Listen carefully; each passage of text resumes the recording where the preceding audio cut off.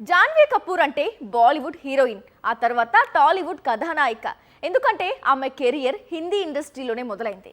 కరణ్ జోహర్ గైడెన్స్లోనే తొలి చిత్రం చేసింది. ఆ తర్వాత కరణ్ బ్యానర్లో ఆస్థాన కథానాయికగా వెలిగింది. ఇప్పుడు మాత్రం కరణ్ కు గుడ్ బై చెప్పేసింది జాన్వీ. తన దారి తాను చూసుకుంటుంది. ఇప్పుడంటే జాన్వీ కపూర్ టాలీవుడ్ పై ఫోకస్ పెట్టి ఇక్కడే ఎక్కువ చిత్రాలు చేస్తోంది. కానీ ఒకప్పుడు బాలీవుడ్ లో, అది కూడా కరణ్ జోహర్ బ్యానర్ లో రెగ్యులర్ గా మూవీస్ చేస్తూ వచ్చేది జాన్వీ. ఇలా ఎందుకు అంటే బాలీవుడ్ లో దడక్ మూవీతో తనను లాంచ్ చేసింది కరణ్ జోహర్. ఆ తర్వాత తనకు గాడ్ ఫాదర్ గా మారి హిందీ ఇండస్ట్రీలో తన కెరీర్ ను గైడ్ చేస్తూ ఉండేవాడు.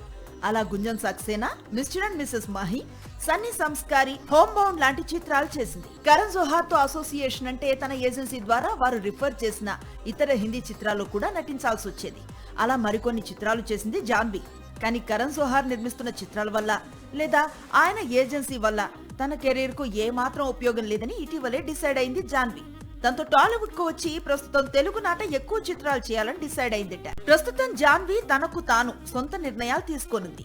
ఏ చిత్రాల్లో నటించాలి, కనిపించాలి అనేది ఇక పూర్తిగా తన నిర్ణయం మీదే ఆధారపడి ఉంటుందిట. దేవరా, పెద్ది తర్వాత త్వరలో అల్లు అర్జున్ కొత్త చిత్రంలోనూ జాన్వీ కనిపించబోతుందని సమాచారం. అలాగే దేవర సీక్వెల్ లైన్ లో ఉంది. సాక్షి టీవీ ప్రసారాలను నిలిపివేయటం చట్టరీత్యా నేరం. సాక్షి టీవీ ప్రసారాల కోసం మీ స్థానిక కేబుల్ ఆపరేటర్ ను వెంటనే సంప్రదించండి. డిటిహెచ్ లో, ఇంటర్నెట్ లో కూడా సాక్షి టీవీ ప్రసారాలను వీక్షించవచ్చు.